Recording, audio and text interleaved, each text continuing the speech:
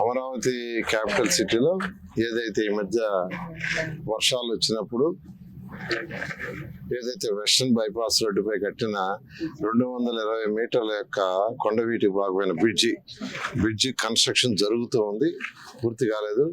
జరగటం వల్ల ఆ యొక్క బ్రిడ్జి కింద కంప్లీట్ గా 9 వెంట్స్ ఉంటాయి. ఆ 9 వెంట్స్ లో మట్టి ఫుల్ గా బ్లాక్ అవటం వల్ల, అంటే వర్క్ జరుగుతుంది, ఇంకా వర్క్ పూర్తి కావాల, అందువల్ల వాటర్ యాక్చువల్ గా రివర్స్ తనటం జరిగింది. దానివల్ల కొంత ఇబ్బంది జరిగిన వాటర్ వాస్తవమే. దాన్ని యాక్చువల్ గా సిఆర్డీ వాళ్ళు దాన్ని గమనించడం, దాని మీద యాక్చువల్ గా ఇమీడియట్ గా అయితే ఏదైతే వెంట లోపల మట్టి ఉందో ఆ మట్టి ఈ టైంలో తీలేరు, ఎందుకంటే వాటర్ వచ్చేటప్పుడు ఫ్లో వచ్చేటప్పుడు తీలేరు.